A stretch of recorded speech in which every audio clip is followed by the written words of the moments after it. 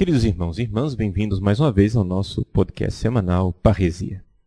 Com esse podcast nós queremos todas as semanas responder às dúvidas dos nossos internautas e aos vários e-mails que a gente recebe. Por isso, todas as semanas nós escolhemos um tema e giramos um pouco ao redor desse tema para tentar responder às várias dificuldades dos nossos irmãos e irmãs que nos acompanham nesse ministério através da internet.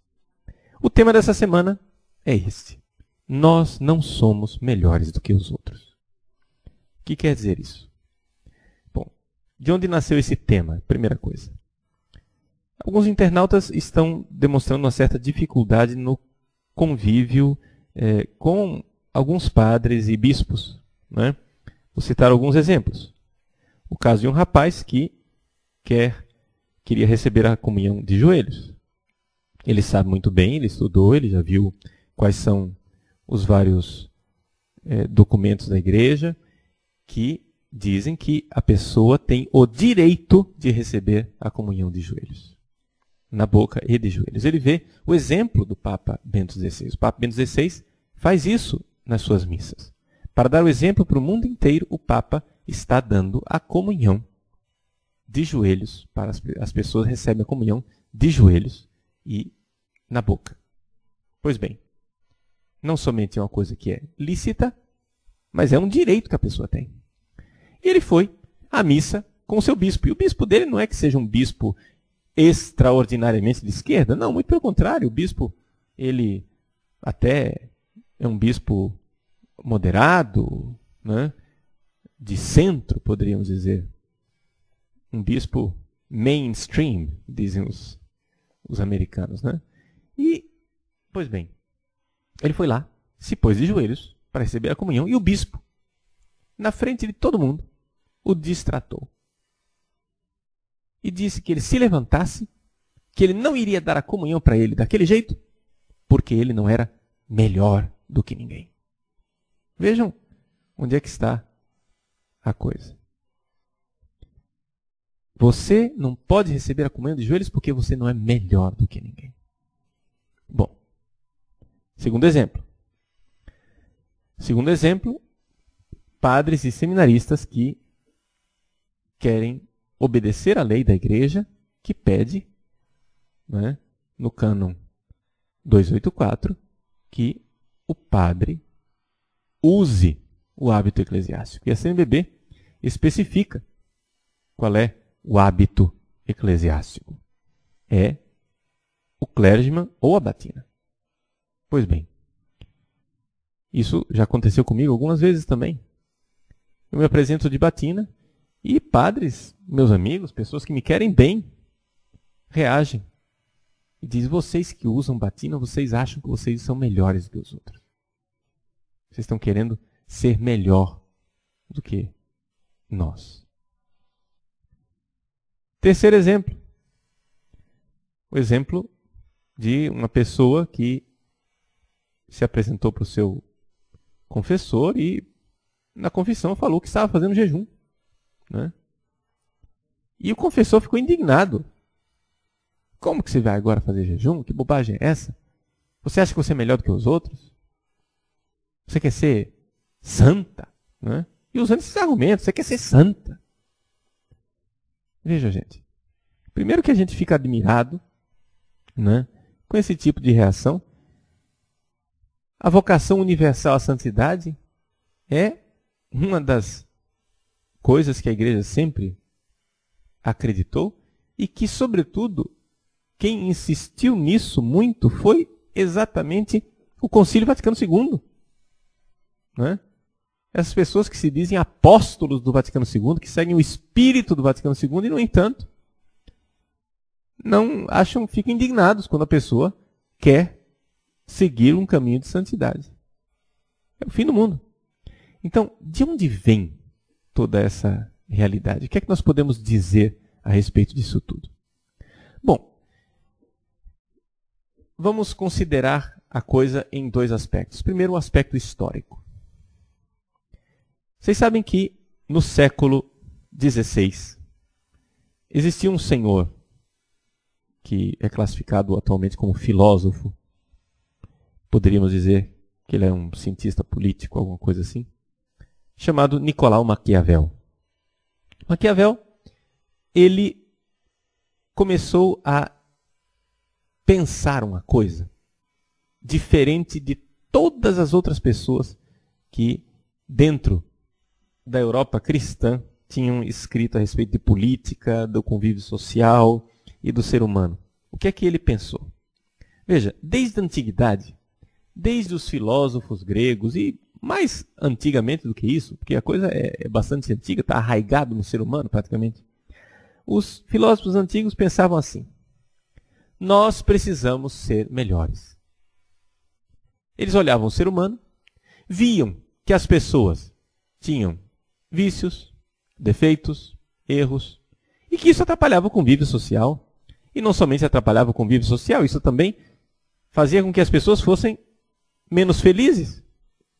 E exatamente buscando a felicidade, buscando a realização do ser humano, os filósofos antigos então diziam: nós estamos assim, mas nós não somos isso daqui, nós precisamos ser melhor. Nós precisamos melhorar. Então veja só, uma visão correta do ser humano, o ser humano está de um jeito, mas ele precisa se elevar acima daquilo que ele é hoje. Então, isto é a ética, isto é o comportamento espiritual, o comportamento social, o comportamento moral correto. Eu preciso me dar conta de que eu preciso ser uma pessoa melhor. Eu preciso melhorar, preciso me esforçar para ser melhor. Então quer dizer que existe um ideal que está acima de mim. Qual é esse ideal? Isso pode variar um pouco conforme a filosofia, não é? Se você vai e pergunta para Platão qual é o ideal, então Platão vai falar, não é, da ideia no hiperurânio, né? O que é que o homem deve ser, o que é que o homem deve alcançar como sendo o homem ideal. Se você vai e pergunta para um cristão, o cristão vai dizer: olha, o ideal é Jesus Cristo. O ideal é Jesus, nós temos que ser como ele. E aí nasce toda a questão da imitação de Cristo. Que nós devemos imitar nosso Senhor e ser igual a ele, porque esse é o nosso ideal. Nós sabemos que nós não devemos ser do jeito que nós estamos aqui, nós precisamos ser diferentes, precisamos mudar. Só que Maquiavel realizou uma revolução. Maquiavel disse: não. Vamos parar com essa bobagem de querer ser melhor do que aquilo que nós somos. Vamos ser realistas. Olha só. A coisa nasce, então, a partir de uma argumentação de realismo. Vamos ser realistas e vamos entender uma coisa. Nós precisamos ser aquilo que nós somos e acabou. Eu olho o ser humano e vejo como ele é. Eu vejo que ele é egoísta, eu vejo que ele mente, eu vejo que ele faz trapaças, eu vejo que ele faz coisas para alcançar seus interesses pessoais. Muito bem, o ser humano ele é isto. Então eu não tenho que querer ser diferente. Eu irei usar aquilo que o ser humano é para me realizar, para ser feliz. Eu não vou me elevar acima de mim. Eu vou ser aquilo que eu sou. Essa é a ideia de Maquiavel. Muito bem. Essa ideia de Maquiavel, hoje, no mundo moderno, é uma ideia vencedora. É a ideia que a maior parte das pessoas tem, e isto está infiltrado até mesmo no âmbito cristão, e como nós estamos vendo, isso está infiltrado, inclusive, no meio do clero. Não é? Nós adotamos como ideal humano aquilo que o ser humano é atualmente. Como é que se faz isso na modernidade? Como é que se faz isso no mundo atual? Através de estatística. Por exemplo, dá um exemplo assim, banal. Você vai e faz uma pesquisa estatística e descobre que um número imenso de jovens, sobretudo rapazes, se masturbam. Ora, se existe um percentual majoritário de pessoas que se masturbam, isto é normal. Portanto, a masturbação é normal, portanto, eu não tenho que lutar contra isto. Eu não tenho que lutar contra esse pecado. Por quê? Porque faz parte da normalidade. É natural. Esse é o argumento. Deu para notar onde é que está o problema? Ou seja, nós não nos elevamos acima daquilo que nós somos. aquilo que nós estamos hoje é o que nós devemos ser, ponto e acabou. Isso é maquiavélico, gente. Isso é maquiavélico. Isso é pensamento de Maquiavel, e isto entrou tremendamente na cultura atual, sobretudo através do marxismo revolucionário. Por quê?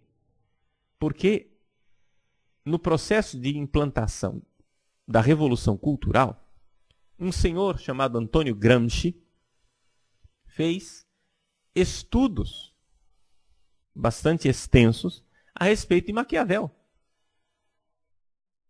Mas não sou eu quem estou acusando isso. Isso aí você pode estudar. Vai lá, estude Antônio Gramsci e você vai ver que, para Gramsci, Maquiavel é algo muito bom e muito positivo.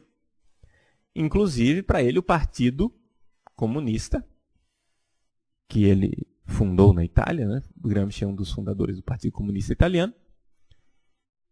O partido é o Novo Príncipe. Vocês sabem a obra de Nicolau Maquiavel, O Príncipe, em que o príncipe pode usar os meios que ele quiser para alcançar o poder e para dominar com a força, né?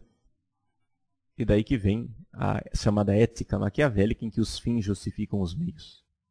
Então, o partido é o Novo Príncipe. Bom, não vou me delongar nessa história, porque não é isto que me interessa. O que me interessa é que está cada vez mais se arraigando no coração das pessoas essa convicção de que nós não temos que querer ser melhor. Não temos que procurar uma perfeição, um caminho de perfeição. E qual é o argumento que se usa dentro da igreja? O argumento que se usa dentro da igreja é o argumento da humildade. Ou seja, se você quer ser melhor é porque você é soberbo. Se você quer melhorar é porque você é soberbo, você se acha melhor do que os outros. Então, qual é a atitude espiritual que nós devemos ter? Como é que nós devemos reagir diante disso? E é um pouco sobre isso que eu gostaria de falar e contribuir para que cada um de nós, saiba como reagir diante disso. Bom, primeira coisa. Vocês sabem que o demônio, ele, quando argumenta, ele nunca diz uma verdade completa, mas também ele nunca diz uma mentira completa. Por quê? Porque a meia-verdade e a meia-mentira, a meia-verdade e o meio-erro é muito mais sedutor. Ou seja, um erro, uma mentira demoníaca, ele que é o pai da mentira, é tanto mais sedutora quanto tem aspectos de verdade, ou seja, tem toda uma verossimilhança, ou seja, uma aparência de verdade. Por isso, o demônio sempre disfarça os seus argumentos com a verossimilhança, com uma aparência de verdade. E às vezes é até bastante convincente. A pessoa vai lá, comungar de joelhos, o bispo chega e diz, olha, você está achando que você é melhor do que os outros, e a pessoa sai de lá, que queria praticar um ato de virtude, queria comungar de joelhos, queria adorar nosso Senhor Jesus Cristo no próprio ato da comunhão, queria receber a comunhão dessa forma tradicional, bonita. A pessoa sai de lá com o rabinho entre as pernas, achando que ela é uma criminosa. Entende? Ou seja, você fica culpado, você se sente culpado de ter feito uma coisa boa. A mesma coisa acontece com os padres que usam clésima e batina. Isso acontece com padres que eu conheço e devo dizer para vocês, já aconteceu até comigo, quando eu era padre mais jovem, né? E as pessoas me acusavam. Não, você não pode ficar usando batina porque você está se achando melhor do que os outros padres. Eu continuei usando batina, não mudei de ideia, não mudei de atitude. Porém, eu devo confessar para vocês que sim, me sentia de alguma forma retraído e culpado. Retraído de praticar, pôr em prática essa norma da igreja. Não é? Porque afinal, o Código de Direito Canônico pede que o padre use o hábito eclesiástico. E assim por diante. Bom, como é que nós podemos reagir diante disso? primeira coisa, se você quiser se aprofundar nisso que eu estou dizendo, aqui no próprio site você tem, naquele curso de terapia para as doenças espirituais, uma palestra, né, sobre a vaidade, o orgulho e a terapia da vaidade e do orgulho. Né? Essa é a primeira coisa. E o que é que eu posso dizer sobre isso? De fato, existe o problema da vaidade e do orgulho, que está sempre à espreita. Nós, que queremos um crescimento espiritual, teremos sempre esta dificuldade da vaidade e do orgulho. Só que o que as pessoas têm que perceber é que, como dizem os santos padres, a vaidade é como o sol, que está em todos os lugares e você não consegue escapar disso. Não é? Deixa eu dar o exemplo. Um padre que usa batina pode se sentir vaidoso de usar a batina, se exibindo? Pode. Um padre que usa batina pode se sentir orgulhoso, melhor do que os outros, porque usa batina? Pode. Mas, se ele tirar a batina e o clergyman, por causa desta sua pretensa humildade, ele pode transformar essa sua humildade em orgulho. Então não tem como escapar. Ou seja, o cara se veste de sacos, né, com andrajos, ele é pobre, pobretão, e se veste como um favelado porque ele optou pelos pobres, sei lá. Pois bem, ele pode transformar isso num orgulho. E, portanto, no íntimo do seu coração, se achar melhor do que os outros. Então, como você vê, não é aquilo que a gente faz, mas é exatamente a questão da intenção. Nós precisamos de uma purificação da nossa intenção ao fazer as coisas. Eu não vou deixar de usar a batina porque ela pode ser uma vaidade. Porque o contrário, o não usar a batina pode também ser vaidade. Né? Os santos padres usam a comparação com um strep. O que é o strep? O strep é uma armadilha que se usava, uma armadilha militar antiga, onde os soldados jogavam na estrada uns ferros. Esses ferros eram como se fosse um tripé, você imagina um tripé, com um esporão para cima. De qualquer jeito que você jogar aquele asterisco no chão, aquele tripé, ele vai sempre cair com o tripé para baixo, com um esporão para cima. Não é? E vai ferir o cavalo, a cavalaria dos inimigos. Qualquer jeito que cair no chão, você está estrepado. Né? Então, essa questão do strep nos ensina que não é exatamente no deixar de fazer coisas boas que nós seremos humildes.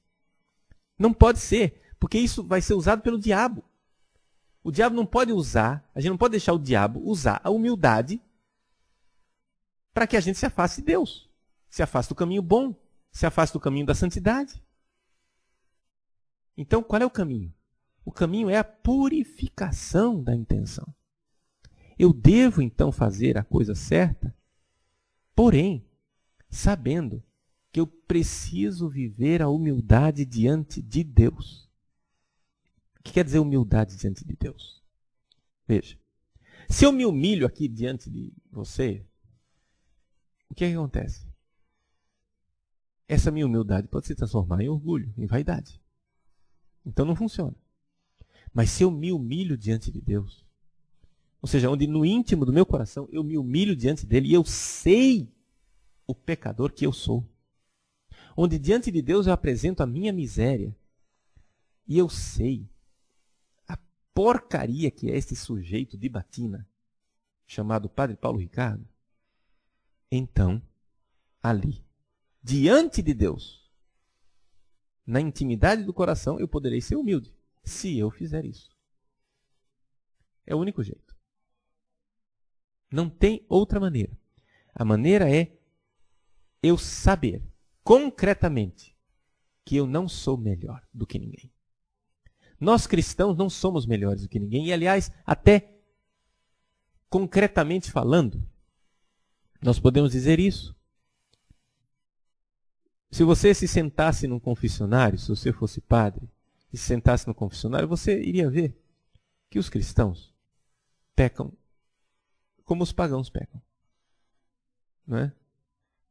Nós cometemos pecados. Mas existe um abismo de diferença entre o cristão e o pagão. Que não consiste exatamente no fato de que o cristão não peca e o pagão peca. Ao contrário. Os dois pecam. Mas o cristão odeia o próprio pecado. Abomina o próprio pecado. Se humilha diante de Deus. Então, veja só. É importante a gente então saber que a atitude espiritual correta é esta humilhação diante de Deus. Então a primeira virtude é esta. A humildade. Esta humildade vivida diante de Deus em que eu sei a miséria que eu sou. Esta atitude é fundamental e necessária. Por isso, nós não somos melhores do que ninguém. Porém, é necessária uma outra virtude. A virtude da magnanimidade. A pessoa tem que saber que, embora eu seja miséria, eu sou chamado a uma grandeza. A minha batina me lembra isto. A minha batina me lembra que este miserável é chamado à santidade. Que este miserável é chamado a viver no céu com Deus, embora eu mereça o inferno. Ou seja, o realismo da humildade, e os santos nos recordam bem isso, hein? Que não adianta uma falsa humildade. Falsa humildade é você começar a mentir e dizer coisas que não são verdadeiras. Vamos supor, você tem uma certa beleza física. Aí você chega em mente e diz, não, eu sou feio, eu sou horroroso. Não adianta mentir. Como é que eu vivo a humildade? Admita que você tem uma certa beleza, mas que a sua beleza diante da beleza de Deus é ridícula. Que você não é nada diante dele. Se você tem dinheiro, se você se envaidece do dinheiro ou da roupa que você é capaz de comprar ou do carro possante que você tem, se coloque diante de Deus e veja que a sua riqueza não é nada diante da riqueza dele. Essa é humildade. Mas ao mesmo tempo recorde-se da sua vocação grandiosa para a santidade, para viver no céu. E esta é a magnanimidade. Magnanimidade quer dizer isso, a alma grande. Eu tenho uma vocação para a grandeza. Eu fui feito para concelebrar com os anjos no céu. Pois bem, nós devemos nos recordar dessa nossa vocação. Então, eu sou um miserável. Mas o meu hábito me recorda constantemente de que eu não deveria ser assim. Eu deveria ser melhor. O meu hábito, ao invés de ser uma acusação com relação aos outros, é, na verdade, uma acusação a mim mesmo. Porque eu lembro da minha miséria e recordo da minha vocação. Assim deve ser todos os outros atos de virtude que nós possamos fazer. Então, não deixe que o demônio use um pretenso apelo à humildade para afastar você do caminho correto. Agora, você sabe muito bem que, além disto, existe a reação da pessoa que está se confrontando com você. Por que é que, por exemplo, um padre que não usa o clergyman ou a batina se sente tão incomodado por um padre que usa clergyman ou batina? Por exemplo, eu vou em reuniões com padres no Brasil inteiro, usando o meu clergyman ou a minha batina, e não me sinto minimamente constrangido e nem acusado e nem defraudado por nenhum padre que esteja lá em roupa civil. Por que é que ele se sente acusado pela minha batina, pelo meu clergyman? Porque exatamente ele sabe. Ou ele sabe que os fiéis sabem que ele poderia estar usando. Aliás, deveria estar usando. E por isso ele se sente desmascarado. Aqui que está a dificuldade psicológica disso tudo e por isso tanta agressividade. Não é? O fiel que na confissão chega e diz para o padre que fez jejum e o padre reage. Ele está tocando na ferida do padre, provavelmente. Provavelmente, não posso julgar ninguém. Mas provavelmente o problema é que aquele padre não faz jejum. E o jejum daquele fiel é um tapa na ferida dele. E assim ele se sente acusado. É uma questão neurotizante. Mas a coisa não para por aí. Não somente ele se sente acusado pela pessoa virtuosa, como se faz de vítima. Não é? Se faz de vítima. Você está me acusando. Não é? Você acha que é melhor do que os outros? Na verdade, ele está dizendo, você acha que você é melhor do que eu. Não é? Você acha que você vai entrar no céu e eu não, digamos assim. Pois bem, se coloca num lugar de vítima. E isso também é típico da mentalidade revolucionária. Muitas pessoas, por exemplo, por causa do pecado original, todos nós podemos cair no vitimismo, de nos colocarmos na posição de vítima, mas é típico do revolucionário. Enquanto oprime os outros e enquanto usa o poder de forma descabida, se colocar na posição de vítima. Eu já vi isso acontecer muitas vezes. Já vi párocos, por exemplo, enquanto suspendem ministros da comunhão ou punem catequistas, não é? Fazem coisas assim, usando arbitrariamente o poder que eles têm. Enquanto fazem isso, se colocam na posição de vítimas. Não é? Você anda me acusando. Você anda fazendo o mal. E essa sempre foi a atitude revolucionária. Por exemplo, é a atitude de Che Guevara, que se achava uma vítima imolada porque ele tinha que matar tantos capitalistas burgueses. Ou seja, ele mata o cara e acha e ainda derrama lágrimas de crocodilo porque está matando. Não é? E assim eu já vi também dentro da igreja. Por exemplo, padres que pregam aquilo que está no catecismo da Igreja Católica, que dizem que é certo aquilo que o catecismo diz que é certo e dizem que é errado aquilo que o catecismo diz que é errado, e são perseguidos. Perseguidos por autoridades, por gente que tem poder dentro da igreja, e diz, vocês são os novos inquisidores, vocês, e vão e punem, e transferem, e tiram a pessoa da faculdade, mandam para paróquias distantes, calam a boca, deixam que caluniem, etc, etc. Quer dizer, eles são uma inquisição muito mais cruel. E acusam o pobre do padre que está ensinando o catecismo de ser o inquisidor.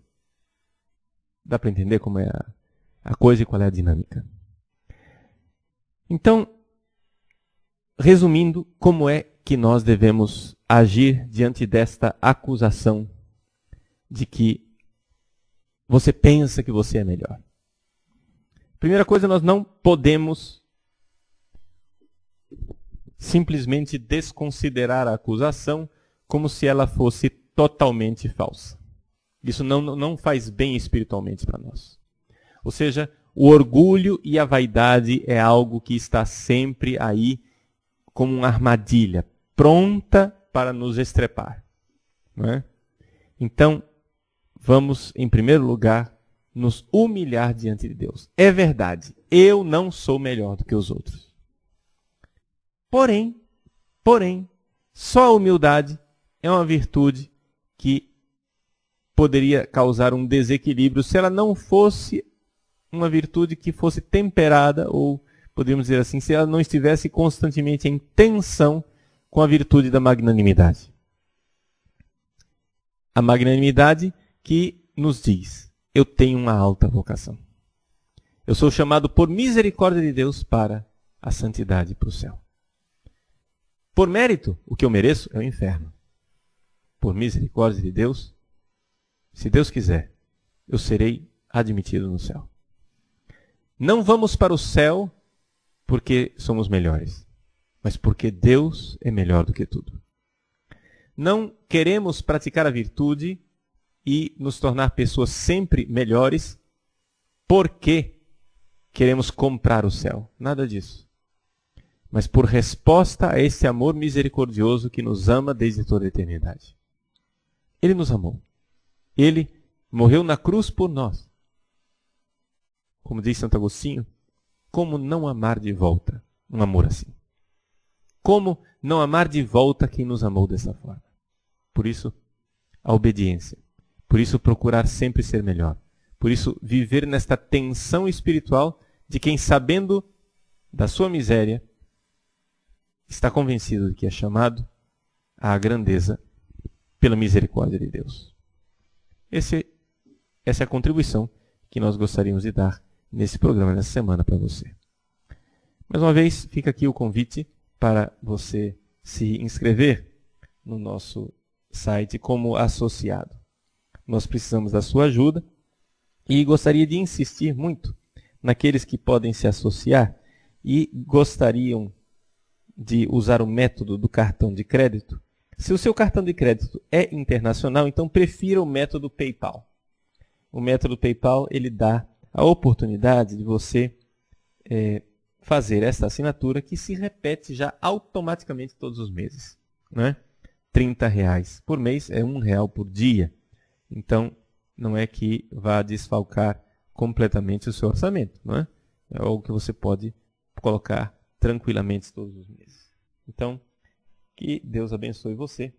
Estamos trabalhando também para colocar na nossa página na internet uma secção para doações, porque pretendemos em breve ter também a possibilidade de bolsas de estudo, por assim dizer, principalmente para seminaristas e pessoas mais necessitadas. Porém, por enquanto, precisamos de um tempo para normalizar as assinaturas do site. Vocês notaram, por exemplo, que já nós mudamos de de servidor, e o nosso servidor está mais rápido, o site ele está bastante mais ágil e dinâmico. Isso, evidente, comportou um certo gasto. Né? Vocês terem ideia, por exemplo, quando eu vou à Canção Nova, os acessos ao site disparam. E nós não podemos agora nos dar ao luxo de repente, porque tem muita gente acessando, o site cair, o servidor cair, porque nós não estamos prontos para isso. Não. Precisamos pagar e é para isso que existem as assinaturas. Precisamos investir neste meio de comunicação que é a internet. Que Deus abençoe você, abençoe a sua família. Deus, na sua misericórdia, olhe para todas as suas necessidades e conceda um crescimento espiritual sempre maior. Continue fiel à igreja, rezando pelo Papa e com um coração verdadeiramente católico. Pela intercessão da bem-aventurada e toda santa Mãe de Deus, abençoe o Deus Todo-Poderoso, Pai, Filho e Espírito Santo. Amém.